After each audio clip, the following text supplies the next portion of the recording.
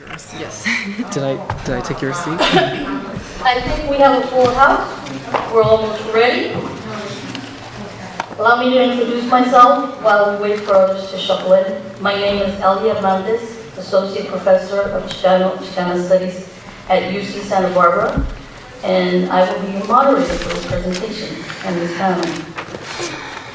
The title of the panel is Decolonial and Postcolonial Queer Theory. And our first speaker today is Candy Rivera. She's a local. Candy Rivera is born in San Diego and raised between the urban, emerging post-NAFTA downtown Tijuana and suburban fronterizo South Bay San Diego. Sounds very complex. Identifies as Mexican-American transnational queer woman of color. She is a third-year PhD student in the Cesar Chavez Department of Chicana and Chicano Studies at UCLA, where she is currently preparing for her qualifying exams. For her master's degree in Latin American Studies, she researched the politics, history, and culture of Afro-Mexican communities.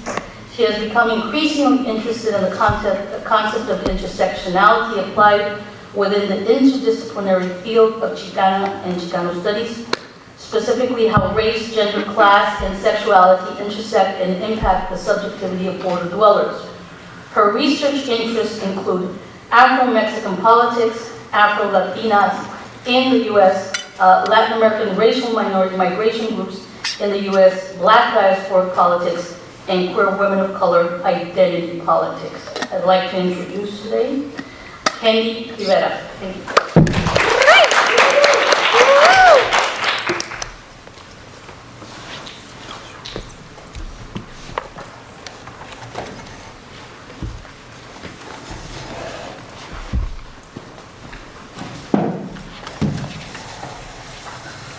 Well, good morning, everybody, and welcome. Like Ellie introduced me, my name is Candy Rivera. I'm a third-year doctoral student in the Department of Chicano Studies.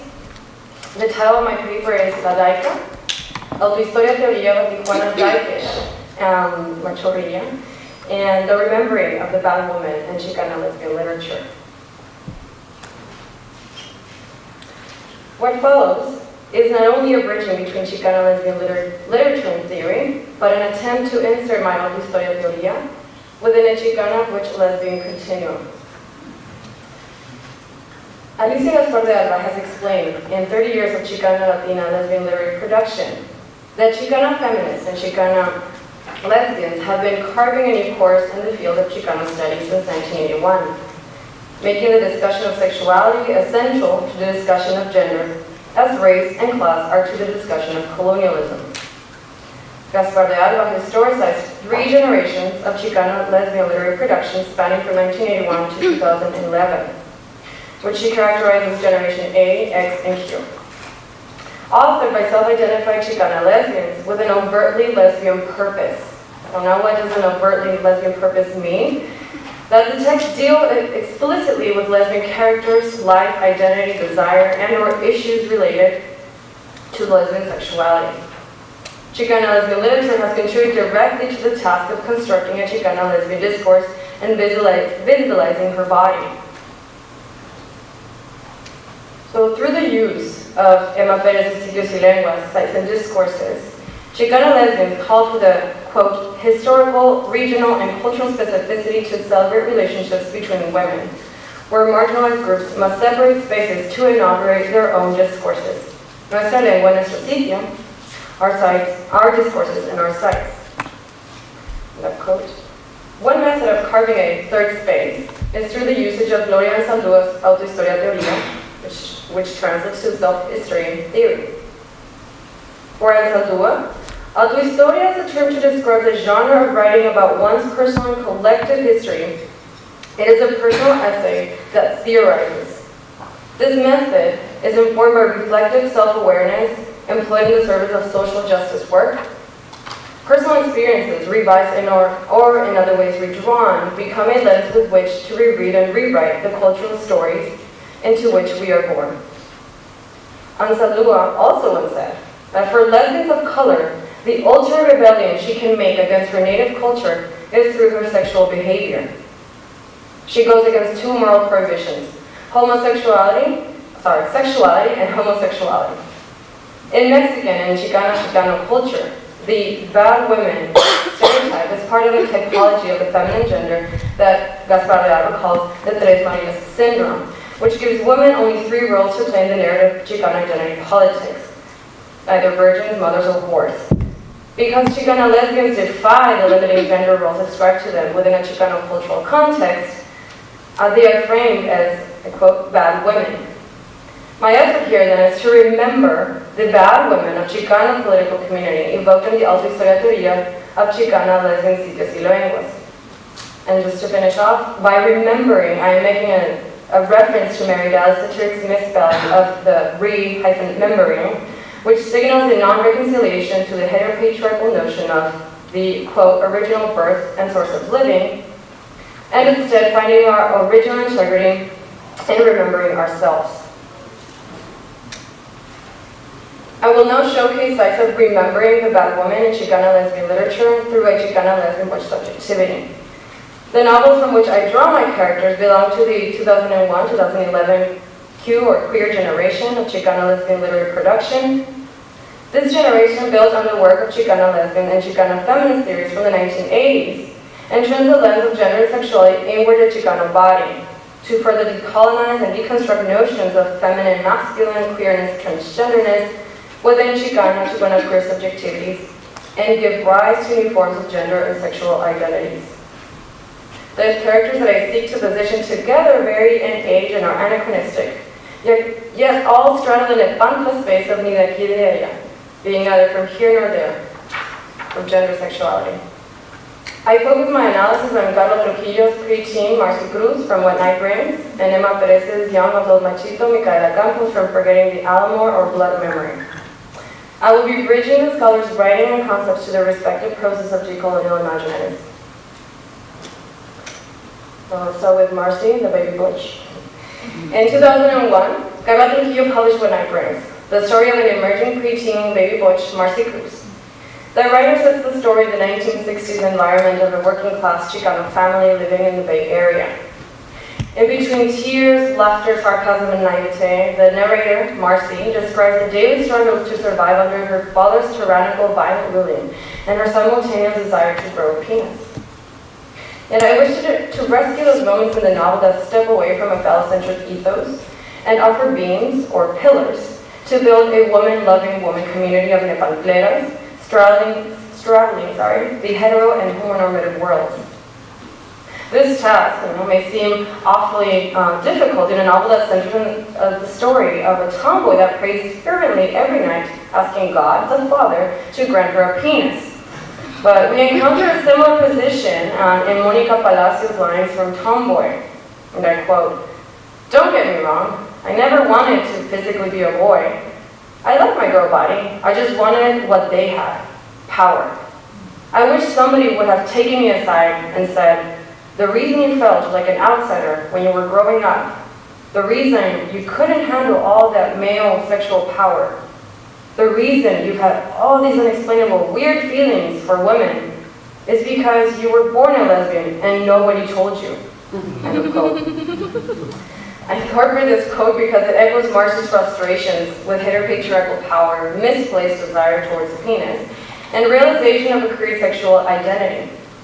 In Trujillo's novel, Marcy's preteen hormones and lesbian desire burst when she meets garden-owning neighbor Raquel and discovers what it feels to love a woman and a woman's body. And I quote, "I didn't want to go to the hospital and have an operation. I didn't even really want a birdie. I just wanted Raquel. Why was that all so hard?" This quote exemplifies that Marcy's character is not FTM, transgender. Instead, she is a lesbian baby butch trapped in a world of heteropatriarchal and homophobic order, where the only way out of hardship is enjoying male phallic privilege. For Marcy, the only way out of getting of the despotic macho-violent dominion is to adopt an equally masculine presentation that would threaten the father's almighty power. And I quote, "Did I tell you that part of the reason why I wanted to be a boy, besides loving girls, was so that I could grow big muscles like the men in my Uncle Tommy's muscle magazines, then I would be able to beat up my dad. Paradoxically, Marcy finds in the Catholic Church this strange, odd, abnormal, queer community with whom she teleologically rises to identify with. Connecting between Trujillo, the theorist, and the novelist, we are able to read in La Virgen de Guadalupe and the reconstruction of a lesbian desire, parallels between Marcy's queering of the Catholic Church and how Chicana lesbians have reclaimed La Virgen Morena, ascribing various and alternate queer meanings to the Catholic motherly patron.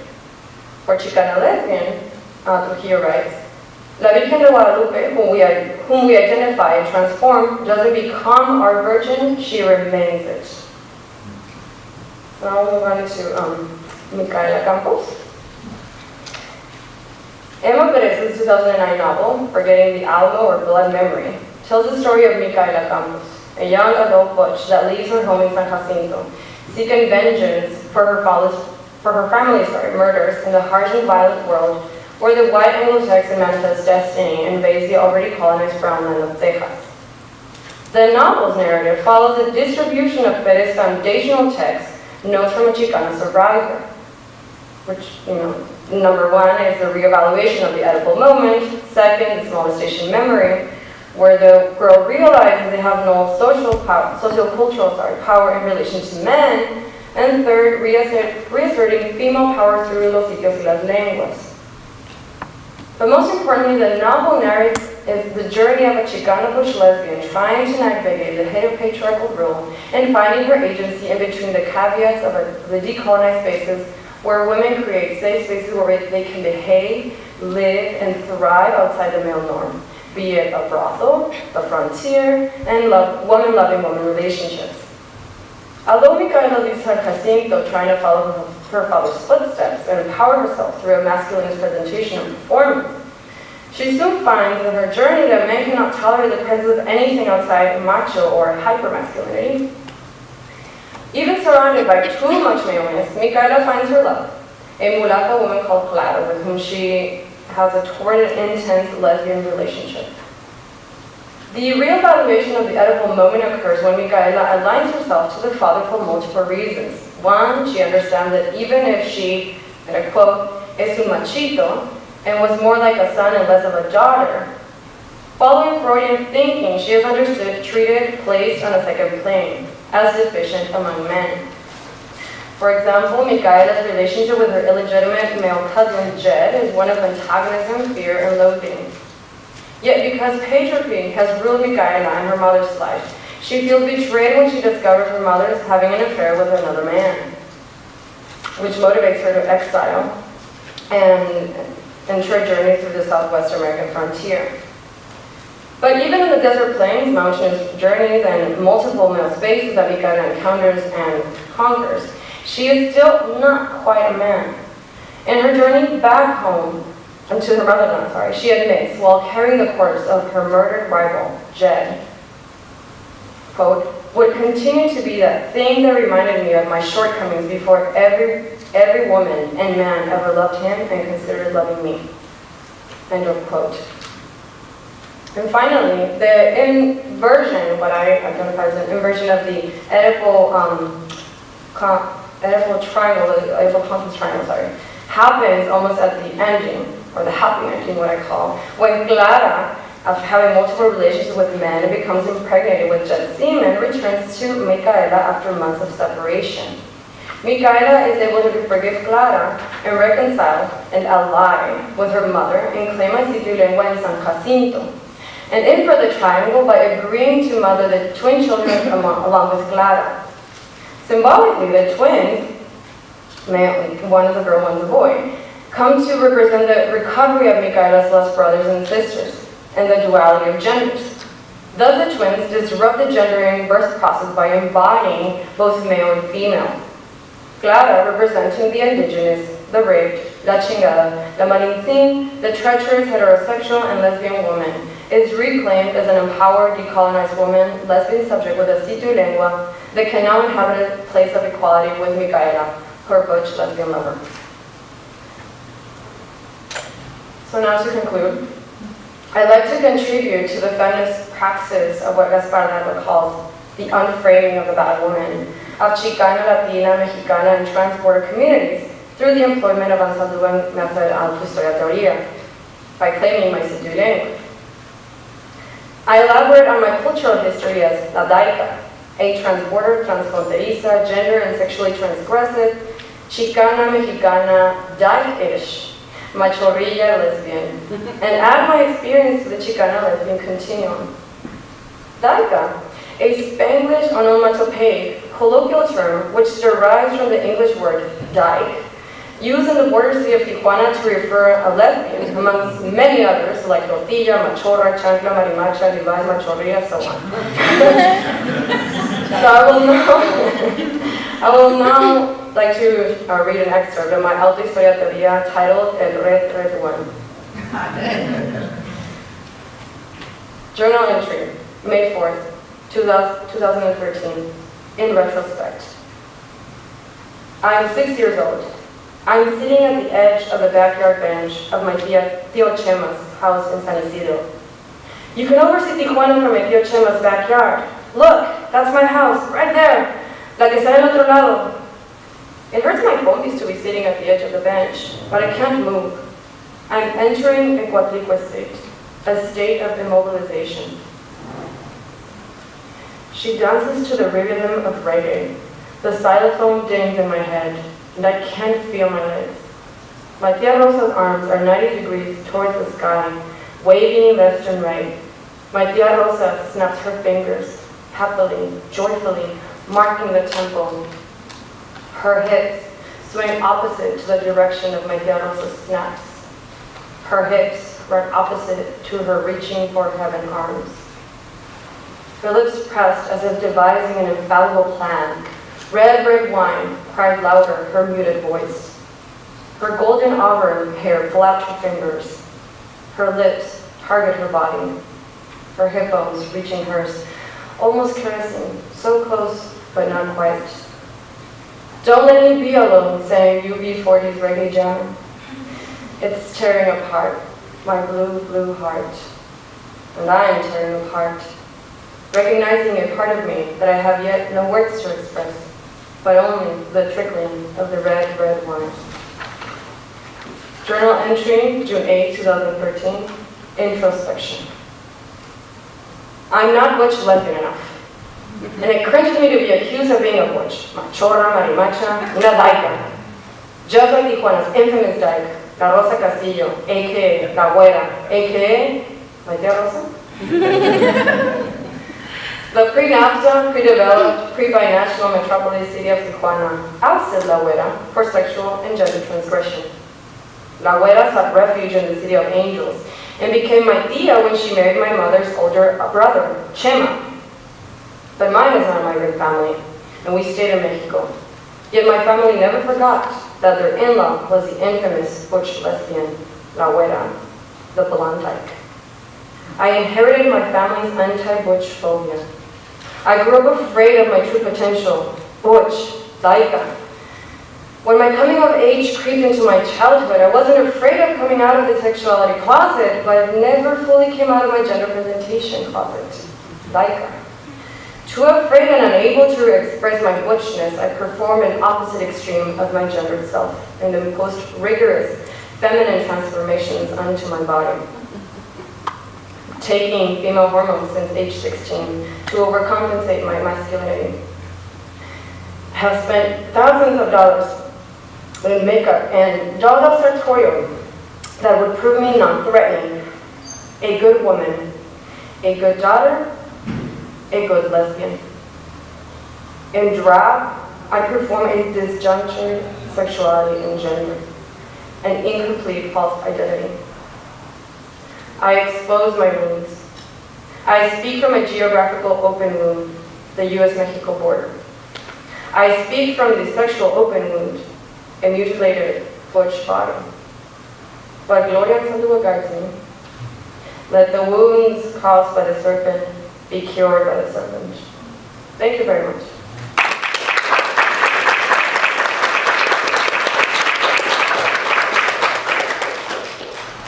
Excellent. Okay, I'd like to introduce our next presenter. Do you need to set up a PowerPoint? Oh no. No. Okay. Um,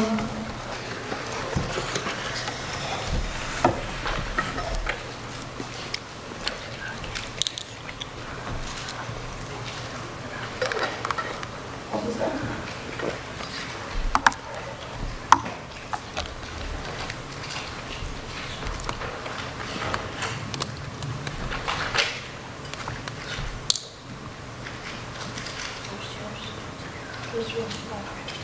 Okay. We have some difficulty finding June's bio, so June's going to introduce herself. Thank you. Hi, hello. My name is June J-U-N-T, and I'm a graduate student in literature from UC San Diego. After editing my papers, I decided to change the title of my paper. So today I'm going to speak about when queer crosses borders, colonial difference in global queer. This is a work in progress, and it may sound messy and different parts will bleed into each other, and so I'll appreciate you to walk with me in the process. Okay. So this past Sunday, October the 12th, 2014, Jennifer Laude, a transgender Filipina, was murdered on October by a white U.S. Marine stationed in Lancaster City, Philippines. This paper begins with the death of Laude, not so much to call for legal redress under the juridical sovereignty of the post-colonial nation state, but to rather inquire into the condition of possibility for such a form of violence that can only be made under monopoly layer erasure. I ask, what critical discourses and analytical tools do we have to account for Laude's death at a conference that invites conversations on queer studies as a reputedly global border-crossing mode of knowledge production? To be haunted by Laude's death is to risk unsettling the geopolitical signifier of the global as the intellectual horizon of queer studies, which the preposition without in queer without borders at once postulates and renders transparent. So this is my rumination on queer without borders, which is in the concept. The position of the without, read in the transgressive sense of the word, delineates and commands an exceptionalist spatial politics that places universal sexual rights as well as a desire for the non-normative, both presupposed as transhistorical and materially unmarked in the outside or the beyond of the borders of modern nation state. Yet the queer dream of the without, or the geopolitically unbounded, when situated back to the material condition of its own space-making, finds its historical mode of articulation in the unhampered movement of capital and its expanded regime of reproduction, which, as Deputy Target points out, is predicated on the free spaces of liberalized unilateral trade and deregulated national financial markets, secured in the developing world through structural adjustment policies from the mid-1980s and on. Such a forcefully open horizons of capital in the post-Washington consensus era and its logic of spatial exception are only made possible through the ongoing colonizing processes of primitive accumulation that take the forms of land appropriation, dispossession of the means of subsistence, and imperialist wars of conquest. So to bring Laude's death to bear upon queer studies claims on the global demands a critical reckoning with, on the one hand, the relation between the queer knowledge production without borders and the untraveled movement of capital unleashed by the Euro-US colonial enterprise of primitive accumulation. On the other hand, the relation between such logics of spatial exception and the imperialist military deployment without borders that produces a racialized population subject to everyday sexual violence, as well as fatal forms of gender unmaking and gender breaking. So I guess, what follows is sort of my questioning and sort of interrogation of the field, queer globalization studies, but I want to ground it in the very material reality of sexualized violence in the process of colonizing conquest, and so that's the reason why I'm trying to bring Laude's death into this room. So this, I argue, is a stake of unsettling the seemingly seamless from queer studies as a mode of knowledge production to the global as a putatively transparent spatial signifier. I want to sort of detector this easily sort of put together queer in global, right? I want to kind of grapple with it. And to do so is to heed Chandra Mohanty's attentiveness to the geopolitics of the ways of knowing in her book, Feminism Without Borders. And I think this is the title from which I believe the conference thinks hopes to join intellectual legacy. So I want to engage with her teaching here. So according to one scholar, transnational sexuality studies is concerned with the question of how might Western sexuality scholars engage with and challenge violence and homophobic constraint transnationally without imposing Western terms and social conditions as universals. Such a question often takes up the problem of nomenclature. So the LGBT, but they wouldn't be able to be translated neatly into other contexts that's outside of so-called the U.S. European West. And it also tries to attend to, on the one hand, the dangers of over-association of sexual rights with Westernization. On the other hand, the need to develop a transnational sexual rights agenda sensitive to differences of experience and history of same-sex sexual behavior. So that's kind of like, I can't really give you an overview of queer globalization study with transnational sexuality, so that was a very quick summary of it. But the questions I begin is, how do Western sexuality and its contradistinction within so-called not-Western become understood as an empirical truth?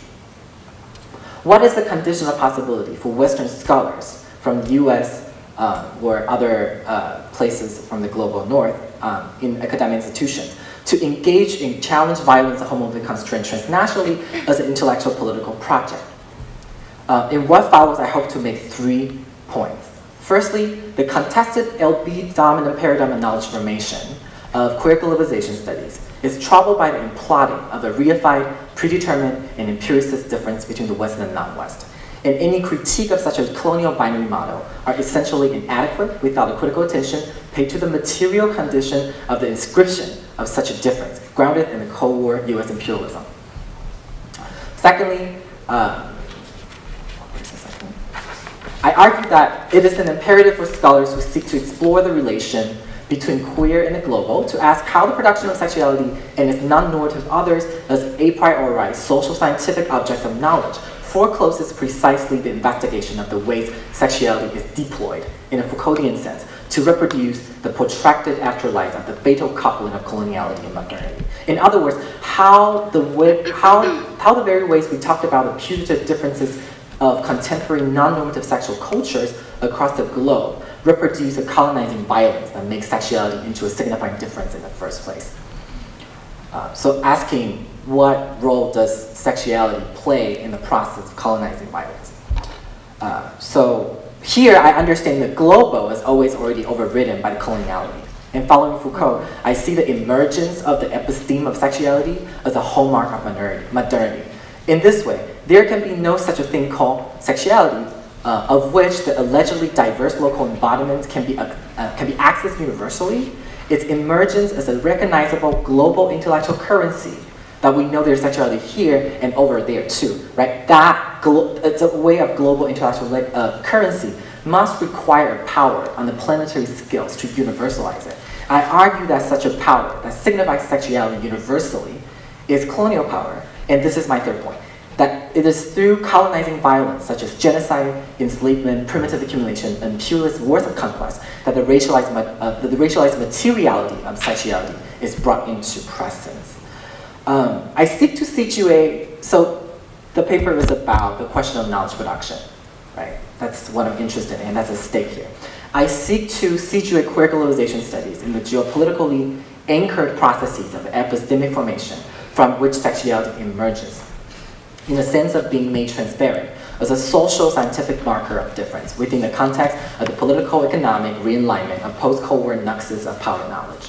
The writing and mapping of sexuality on a global scale, because of its disciplinary formation within and institutional affinity to area studies programs in the United States in particular, need to be analyzed as a discourse enabled by what H.T. Harutumi and Masao Miyoshi call the persisting afterlife of the Cold War organization of knowledge that has outlived its historical condition of emergence. So what is this condition of emergence that created area studies? So you have, Asian studies programs, you have, Latin American studies program. Like, what are the conditions of emergence?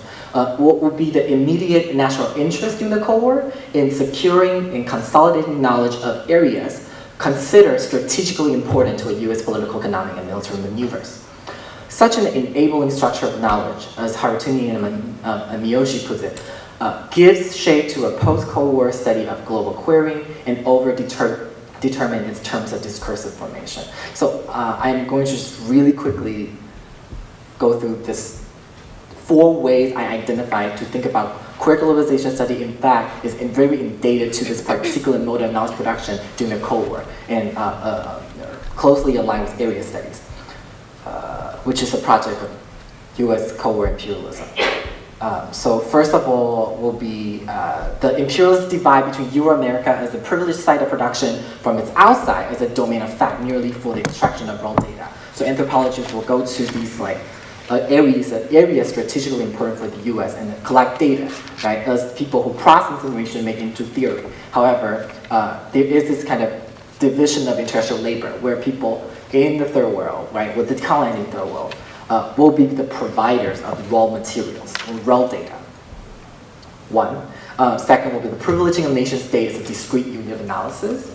To think about nation-state as where we situate sexuality in different subjects globally, however, not to be attentive to the fact that nation-state it emerges as dominant forms of global political sort of engagement. Itself is predicated on the history of European imperialism.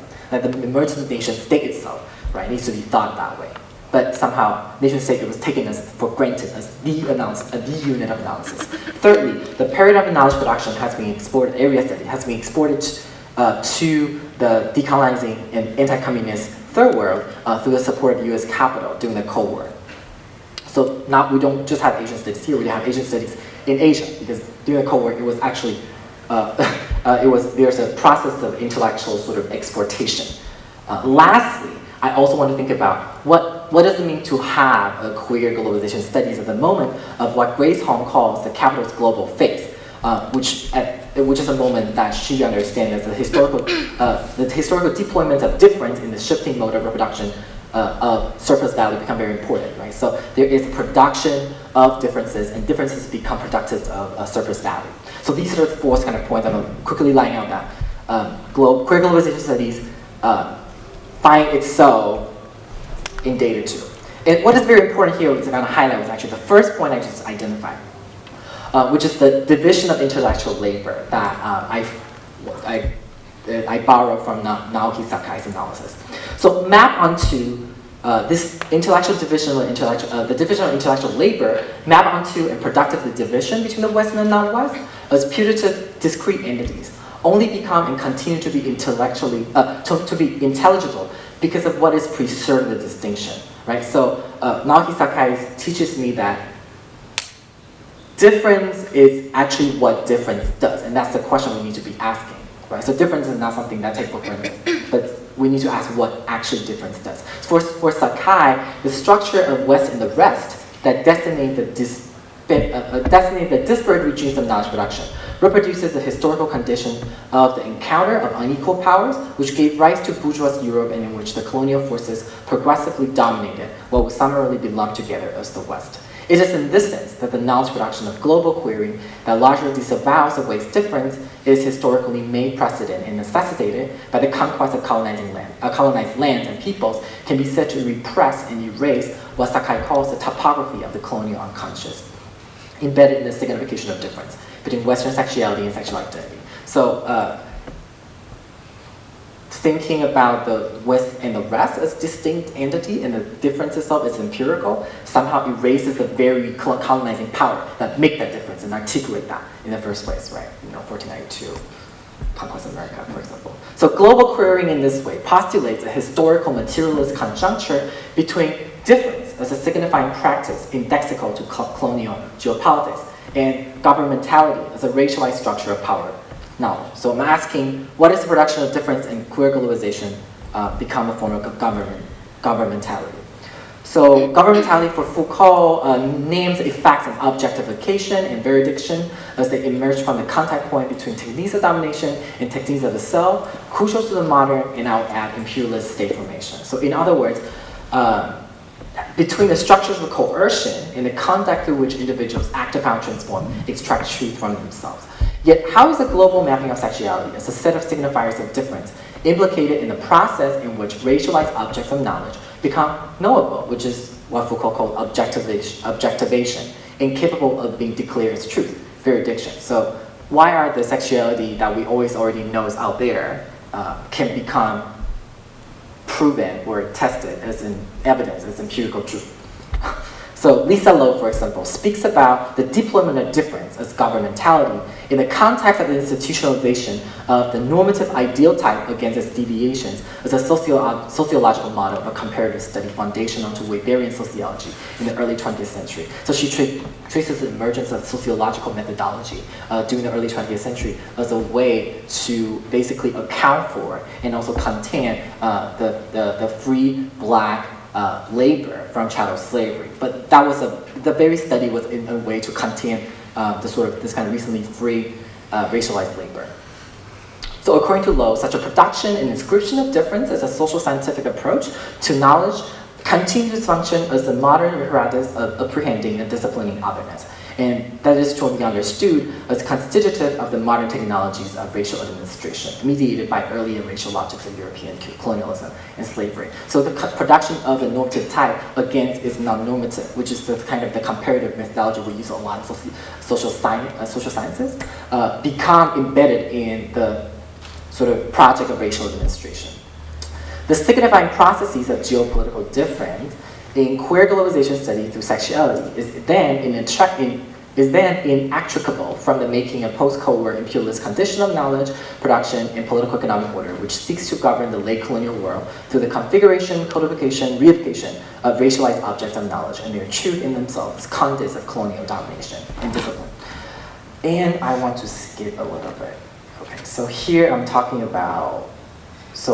to think about something I want to call colonial deployment of sexuality. So I'm trying to think about Foucault's understanding of deployment of sexuality, which is sexuality not as a biological reality, but rather is suture in the process. Is suture in the process of making the transition between sort of the repressive power to the productive power. So the emergence of the disciplining mechanism that focus on the regulation of the body and also the production of the population during biopower. So I'm trying to suture that between his understanding of deployment and sexuality and the colonial context I'm speaking in here. I'm gonna skip that. Okay. So, right. Okay.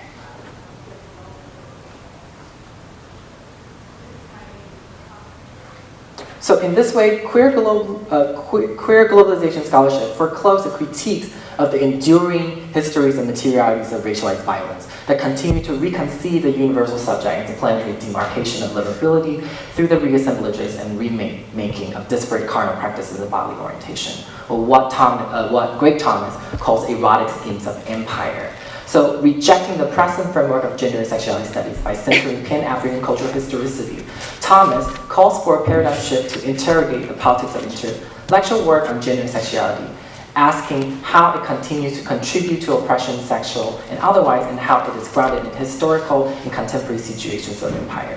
Thomas contends that under the present racial and colonial condition of knowledge production, the discourses of sexuality as a discrete empirical category are always already the inscriptions of the carnal dynamics of white domination, and that sexual personas and practices are ritually constructed as well as theorized in the service of colonial imperial structures or white supremacy. So global queering as a textual politics of empire forecloses precisely the decolonial rereading of knowledge formation on sexuality and its persisting epistemic political relevance as grounded in the scenes of colonization, racialization, and it is reproductive of the conditions of racial subjugation. In doing so, scholarships in global queering frame their inquiries through the disavowal and decentering of the historical and structural racialized violence of colonialism, which in turn function as a conditional possibility for the former's mode of writing and knowing. And I'm gonna conclude with, so what exactly can we imagine a decolonial rereading of sexuality outside the paradigm of queer globalization? I turn to Horton Spiller's Mama's Baby, Papa's Maybe for guidance. Critiquing the empiricist study of the black family in the Moningham Report, Spillers makes clear that the violence process through which Africans are historically exposed to the protracted regimes of death and inhumanity problematize any transparent understanding of gender or sexuality that organize the social relations of black body, kinship, and desire. Speaking specifically about chattel slavery in the Middle Passage, Spillers cites the inauguration of the New World Order through colonizing conquest in what she calls a thief of the body, a willful and violent severing of the captive body from its motive will, its active desire. So in doing so, Spillers name the very ways the signifiers of gender and sexuality are made possible only through the colonizing project of anti-blackness, or put differently, the differences that gender and sexuality make reproduces the conditional possibility for black carnal dispossession in terms of the denial and distribution of motive will and active desire attached to bodies, gender, and degender in such a way. To conclude with Spiller is to emphatically read the production of captured sexuality not as a particular version of signification of sexuality that materializes at a given historical moment. So she's not talking about, oh, this is a one particular subcategory of sexuality that's called black captured sexuality. No, rather is to think about how sexuality is a part of the historical processes through which what is understood as such on a global scale, right, must be irrevocably transformed and intervene as it bears a very name of racial carnal objection in terms of destructive sensuality, thinness, and otherness that reproduces the sexuality not only for the enslaved, which is the subject of Spillers, but also that of the captive, right? So think about transatlantic slave trade as a global event, in fact, produces the condition possibility to think about sexuality as a category itself. And I think that's the kind of the project I want to begin to sort of go on and see more. Thank you.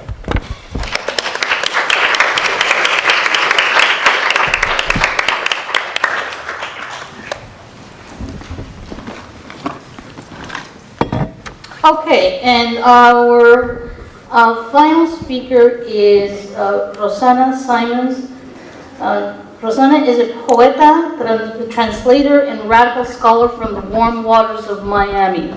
She is currently making her home in Los Angeles as a PhD student at UCLA Cesar E. Chavez Department of Chicana and Chicano Studies. Rosanna's background as an activist and interpreter in Central America influenced the direction of her current academic and creative work, where Rosanna explores the political potential of performance and imagination with the immigrant rights movement. In her research, she engages ideas about performance and embodiment, queer temporality, archiving and documentation and nationalism, citizenship, and migrant subjectivities. I'd like to introduce Rosanna Simons, University from UCLA. Thank you.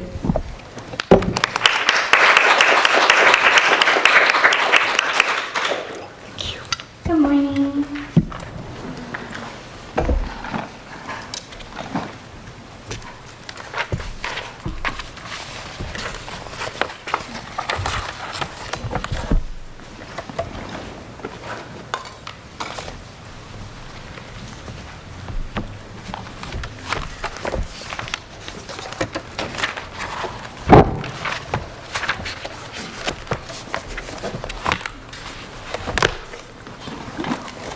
Good morning, I'm Rose, and this is my first time presenting in the queer space, so that's pretty exciting, a little nerve-wracking. And here we go.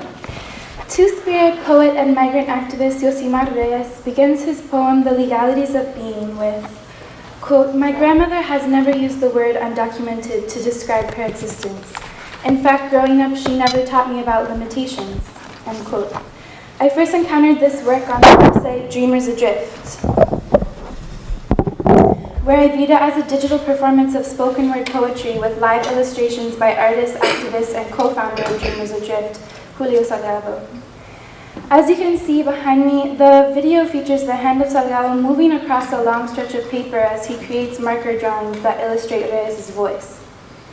In this presentation, I want to think about the legalities of being as a contestatory performance that functions to relocate the site of the production and transmission of knowledge to the body, and propose that this performative relocation allows for a refusal of the oppressive technologies of regulation that mark the brown bodies of queer and queer migrants, and for a utopian resignification of freedom.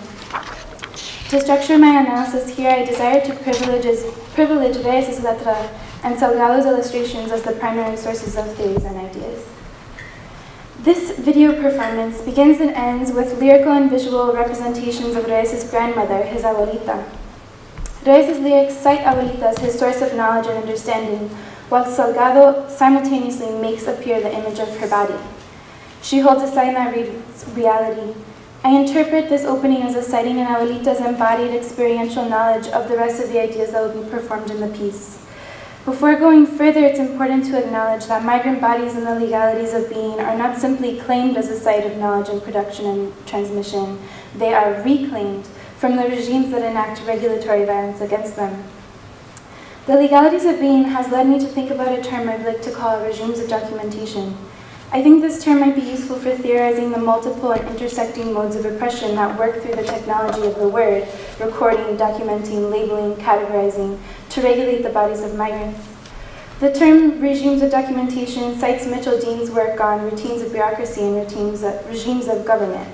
I'm proposing this adaptation to regimes of documentation in order to contribute to the formation of a critical framework for understanding the regulatory technologies specific to the disciplining and oppression of migrant bodies.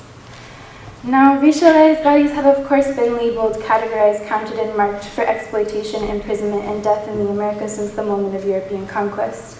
As Diana Taylor asserts, writing served as a recognized weapon in the colonial arsenal. We can also consider the history of non-heteronormative bodies as especially disciplined and pathologized by medicine, psychiatry, and other technologies of regimes of documentation. For me, queer color critical frameworks that emerge from U.S. third world feminist genealogies, administrative legal studies, and performance theory help to illuminate how the subjection of migrant bodies to the violence of the word involves intersectional processes of racialization, sexualization, and gendering. I believe that understanding these processes in order to understand how to work through and against them is a highly urgent task in the current climate of multiple forms of sanctioned government, military, corporate, media, and civilian violence against migrants in the U.S. and along the Mexico-U.S. border. I'll now return to Royce's letra. He says, I'm beginning a conversation with myself about defining my being by laws that really can never summarize my existence. I'm thinking about words like dreamer and illegal, language that is stagnant, that in no way, shape, or form speaks truth about the complexities of being and the connections that we have as humans beyond borders and political systems. Salgado draws three bodies wearing graduation caps and gowns. The center figure holds a sign, and the last mark Salgado makes form a bold question mark on it. The icon of the graduation cap has come to be associated with the undocumented youth movement and Dream Act organizing. The use of the image here seems to refer back to the opening line, an image of Abuelita holding a sign that says reality. With the question mark, Royce and Salgado together perform a questioning and refusal of the technology of the regime of documentation, that is, the proliferation of labels and that mark the bodies of migrants with varying levels of, quote, legality. Paradoxically, this technology is one that has also been operationalized by activists and politicians in favor of immigration reform, but I'll return to this idea in a little bit. First, I want to look briefly at how migrant bodies are claimed and marked by the Mexico-U.S. border, and how this mark functions to justify and perpetuate violence against both migrants and racialized citizens of the U.S. I turn to Rocio Magaña's discussion of the rise of the Mexico-U.S. border effect, or, quote, border policing as migration governance, end quote. According to Magaña, the border effect, quote, reduces migrants to bodies, working bodies, warm bodies on surveillance cameras, bodies held in captivity in exchange as commodities, dead and missing bodies in the desert, end quote. Magaña argues that because migrant illegality has been problematically rendered Mexican, brown migrants embody the stigmatizing mark, or the transgression of the border. So we are beginning to understand how deeply engraved the writing of the border is on the migrant body, and how complex the reclaiming of the queer or brown or migrant body will be. To comprehend this complexity, it is important to consider how the stigmatizing mark also has material effects for the bodies of citizens. As Ethan Lupide explains, quote, immigration control functions as a process through which the meanings and limits of nation, citizenry, and citizenship become contested and reworked.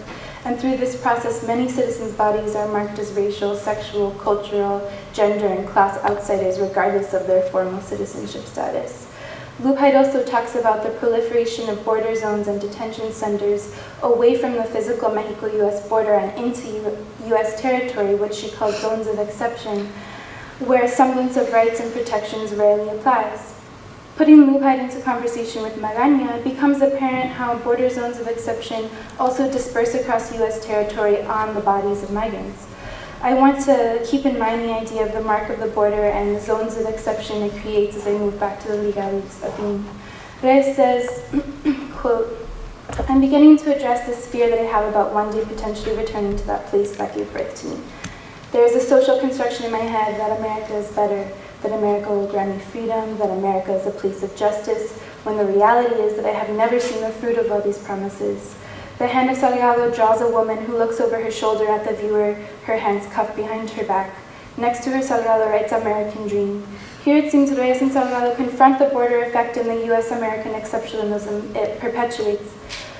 Lupheid illuminates how central migrants are to the narrative of US-American exceptionalism, saying, quote, "Mainstream representations of the United States as a nation of immigrants depend on expunging histories of genocide, slavery, racialized heteropatriarchy, and economic exploitation. What's more, the exceptionalist representation of the US as a nation of immigrants perpetuates the liberationist myth of South-North migration, and like in conversation with June, also these queer liberationist myths of migration towards the US as a place of sexual freedom and acceptance. In a similar vein, Jasper Poir posits that indoctrination a la exceptionalism is part of the disciplining of the American citizen.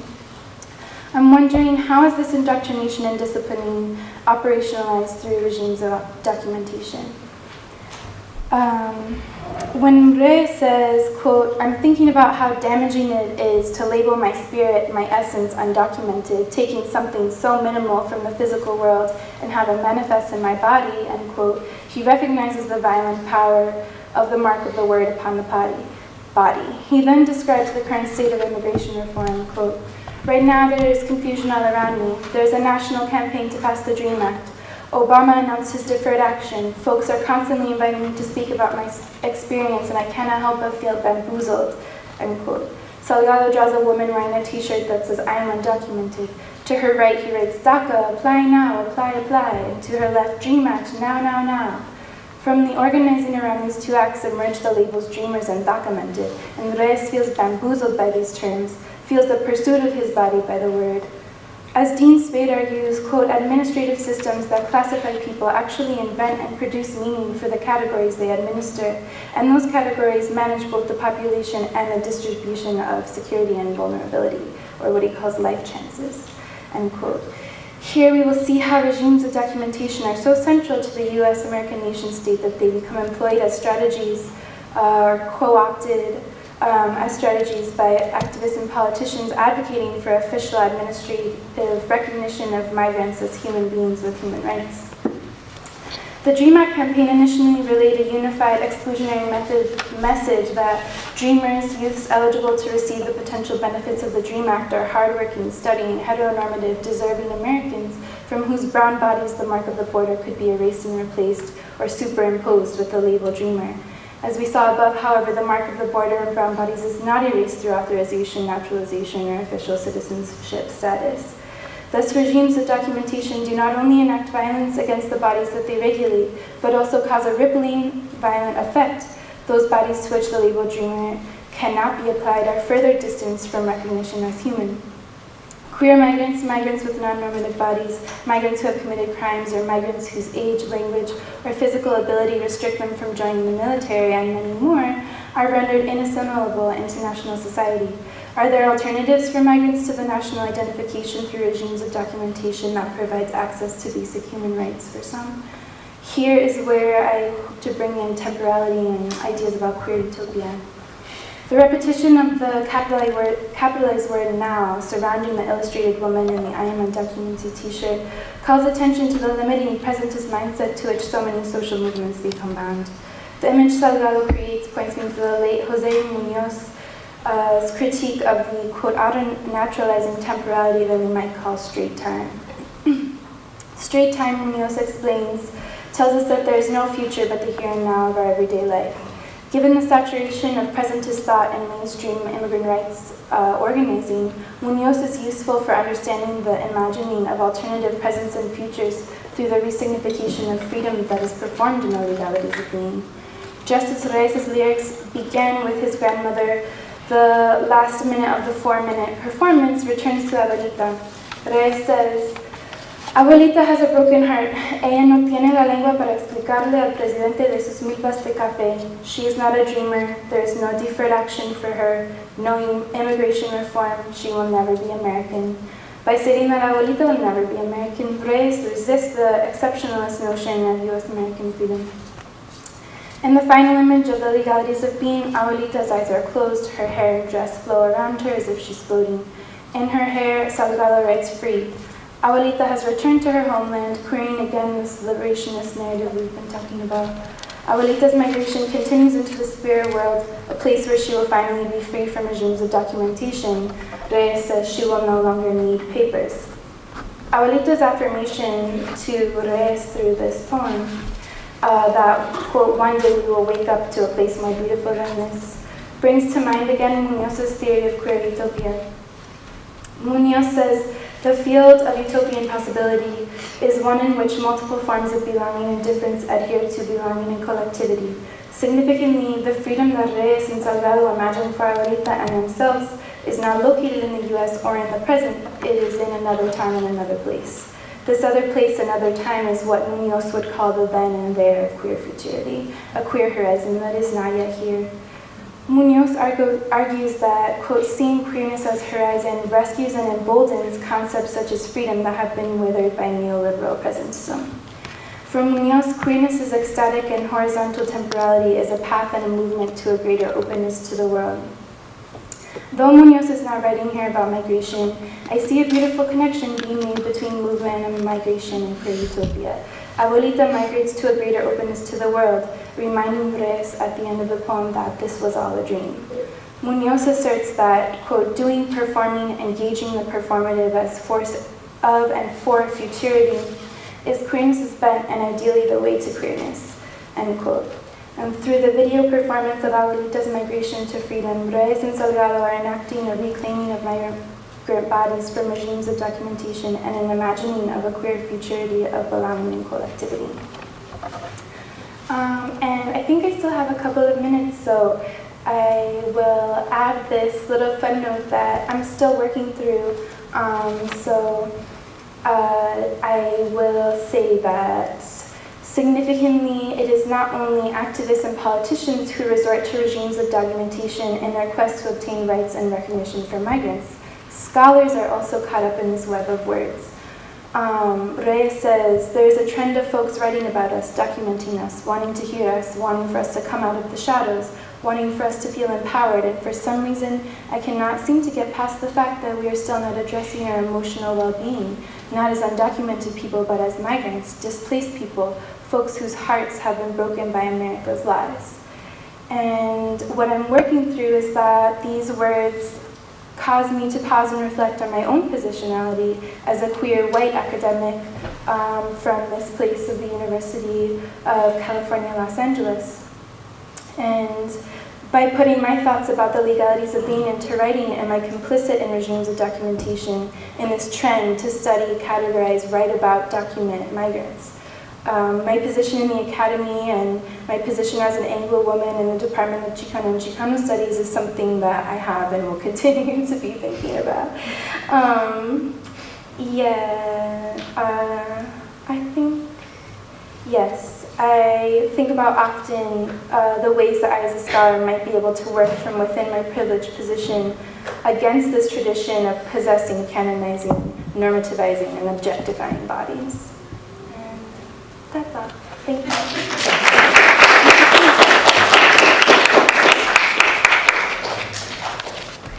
Okay, at this time, we'll take a Q&A and sort of bring together these varied elements, moments about the decolonial and the post-colonial, how that is framed in three very distinct elements. At the same time, what I noted or observed is that, however distinct, there are certain similarities, concern especially around the threads of violence, disruption, and the reduction of the human experience to sort of bodily objects. And so I'd like to open it for some Q&A and see what the audience has in terms of questions and discussion. So, yes. Yeah, they were all great papers. Yes. So much. I really enjoyed a lot of things. And I wanted to ask Amy or all three of you, you ended the time with Sayed Munoz, whose work I really the emotional well-being of those whose hearts have been broken. And so basically it's, I mean, we know Munoz was dealing with queer affect publicly. And one of the things that's really intriguing to me is the decolonizing.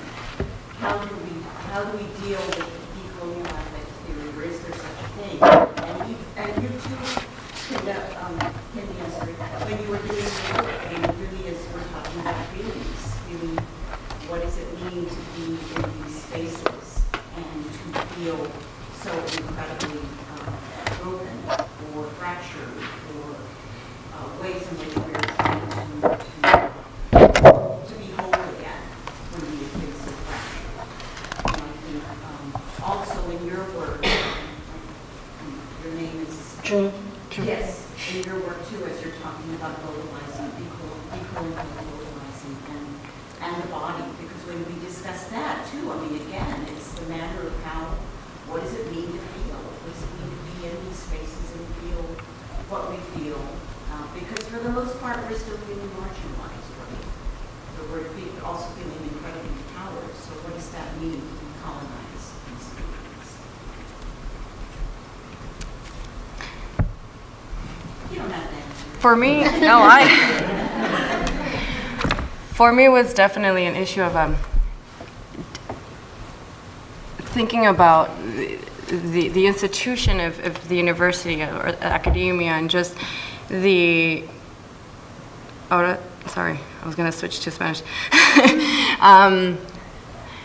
Just even talking about my emotions as and disrupting the separation between, the scholar and the subject of study, and talking about my experience and my feelings, and theorizing about those, right? What you call las sitios y lenguas.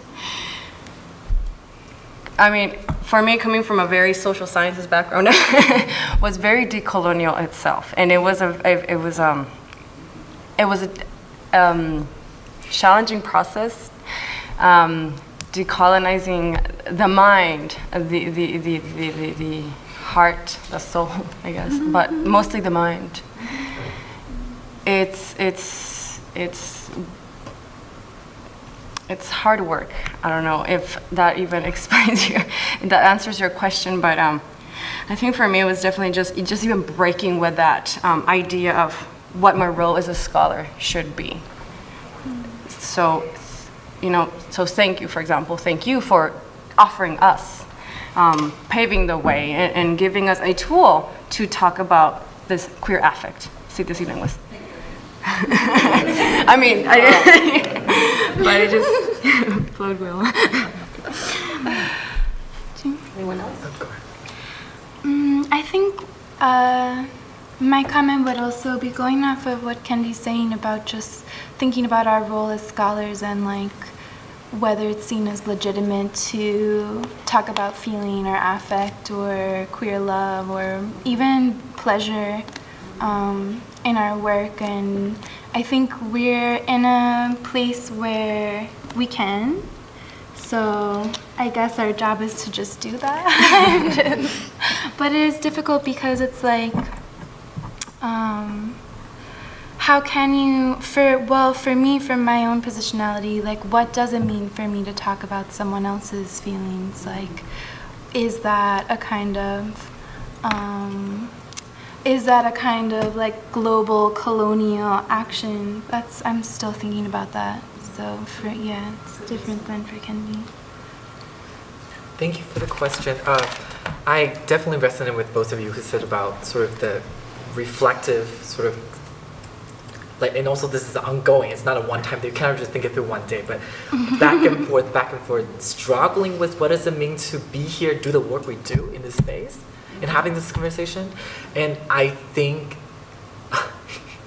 in the past 5 years as a graduate student, one way of me trying to approach that question and also the affective dimension of it is to really, like I was doing earlier, to really focusing on the problem of knowledge production. Because I think that if we are producing knowledge and this is sort of our profession, right? And I want to really ask, how is the process of knowledge production that we engage every day is complicit with different regimes of violence, right? So that's kind of like, I want to ask a very difficult question. And that definitely resonates with Rose, what you said about positionality, and also the question of documentation, and also the very fact that how sort of this kind of distancing between the object and the subject knowledge that Candy also talked about. I think that's definitely part of that, this process of struggle. Yeah.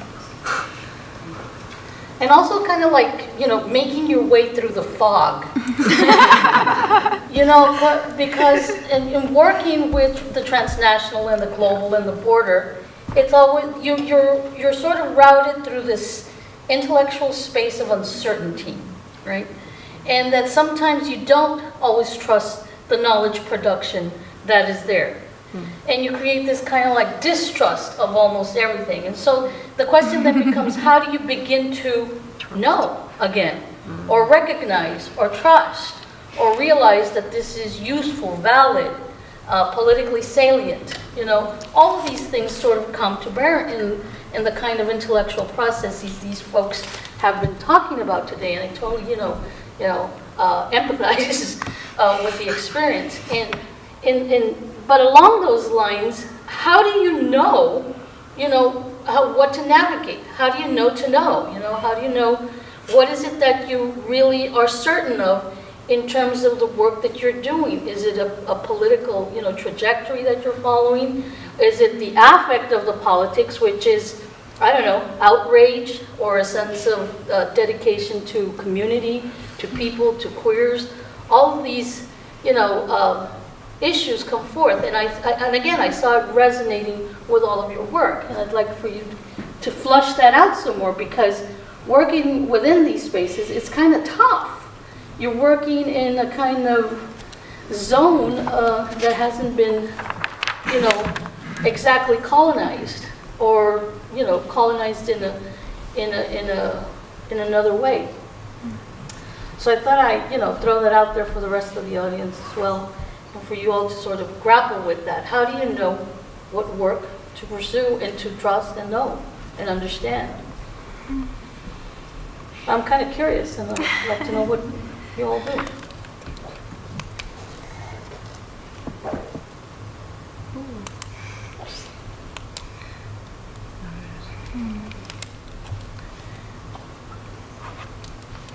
Well, I was talking about a mutilated, dismembered, transfronteriza, God knows how many adjectives I can add to my to my experience, but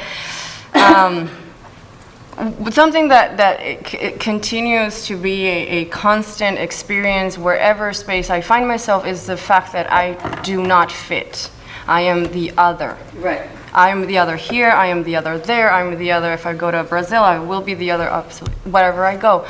Even if I go home, I am still the other. So it's for me, and I'm happy you brought up the second option of, is it like a community, or like you're coming from like a trajectory, and for me it has definitely, since I found out, that I was born in the United States, which definitely changed my perception of myself, my identity, who I am. Am I Mexican? Am I American? Should I sing the national anthem and the American one or the Mexican one. What I don't know what to do, and I learned this when I was 9 years old, so it was a lot to deal with, you know. So I empathize with Marcy, the baby butch. But since that moment of experiencing what Rosie has been talking about, and I love that term that I think you came up with, the regime of documentation, right? That's your term. That's awesome. Amazing. Navigating these regimes of documentation, I found myself always, again, being the other, and in this quest of finding this community. Where do I belong? You know? And I think it wasn't until, I think serendipitously, I came to UCLA for a master's, and then I stumbled upon Chicana and Chicano scholars that I had no idea of, because in Mexico it just doesn't circulate as much. Right. And I found, I think, my community, and I was like, okay, there is a trajectory, and there is a place where I fit. There is a sitio, there is a place where my voice fits, my experience can, some way, somehow, can be framed. So, I think that's mine. Munoz calls it also the island of misfit toys. Okay. You know, Oh, yeah, from the in same. Yeah, okay.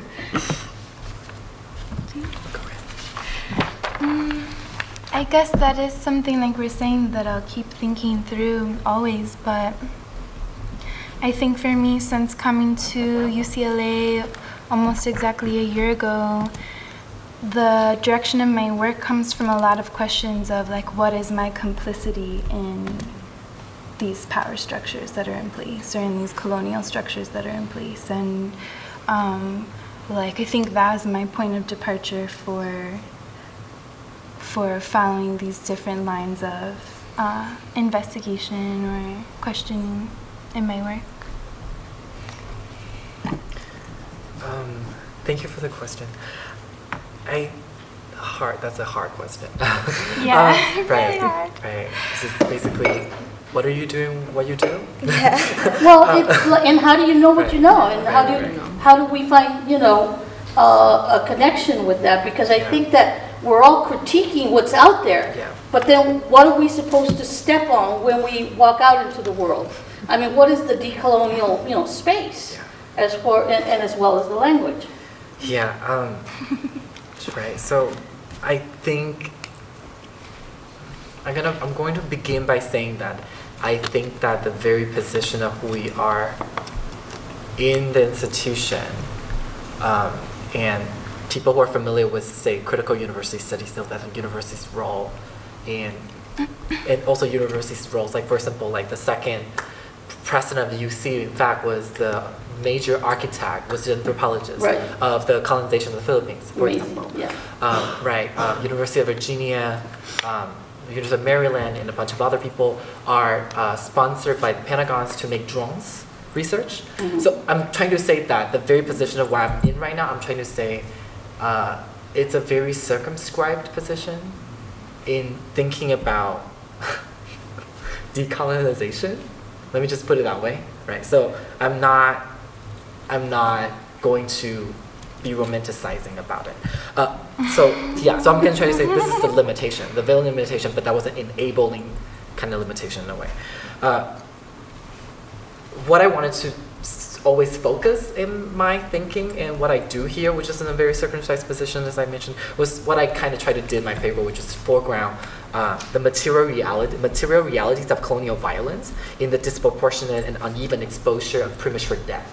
That's kind of what I always want to go back to. I want to begin my work with there and go back to it all the time. And I think that is sort of the constant daily reminder of why I'm writing the thing I'm writing, and why I care the thing I care, and what I think is value, right? That's kind of sort of like the sort of the bottom line of why I do what I do here. As much as I understand, the larger condition was very, very limiting and circumscribed. Interesting.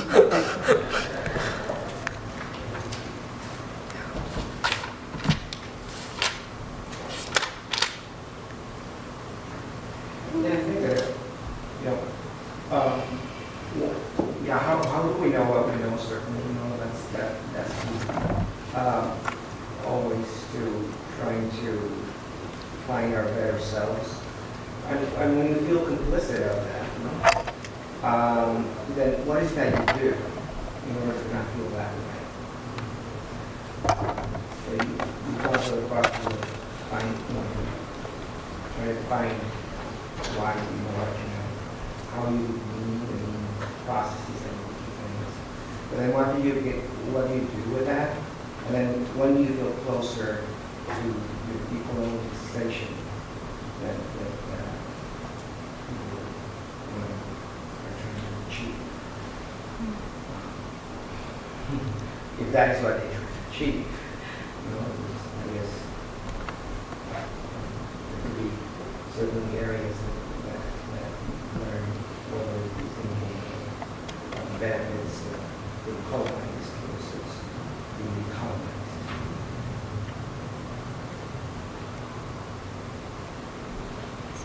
One last question? Could you reframe it for us, perhaps? These are really tough questions. Oh my God. Mostly, mostly, you know, have you, you know, verbalized when do you feel that once you feel complicit? Like, you know, when do you feel less colonial? When do you feel like what do you do with that, feeling that way, in order not to continue to feel as an accomplice? So what do you do with that You know, yeah. feeling? What that you do, when you feel perhaps most liberated from it? What are the things that you do that you feel most liberated from? I think, did you want to go? You can go. I think like, well, like we've been talking about, it's definitely an ongoing process of every time starting a new project or every time writing the next word, thinking through these things. But I think it goes back to what June was just saying about like when we're producing work that is exposing these structural disparities that expose certain communities or certain populations to premature death or violence or exploitation or torture or the, you know, that when we really are taking part in work that is naming those violences, exposing them for as structural rather than as kind of an individual, like person-to-person violence, like exposing these structures that are in place, I think that's when we can begin to say like maybe our work is approaching decoloniality. But maybe once we, you know, say, well, all the work that I do is decolonial, like maybe that's a certain kind of, you know, unself-consciousness where we need to constantly be questioning what is our work really doing. And for me, especially like in these creations of new terms, like, you know, whatever new terms that we create as scholars, like, are these really furthering decolonial work, or are they furthering our careers that we have something that we can publish under our own, like really questioning our position in the university, which is a neoliberal institution in a neoliberal system where the kind of work we produce has to be marketable. So like, questioning like what is the real impetus behind my project? Is it to have my name out there and to get tenure somewhere, or is it really to expose these structures for what they are and actually maybe make some small material difference on real bodies that are living in conditions of violence? Or something.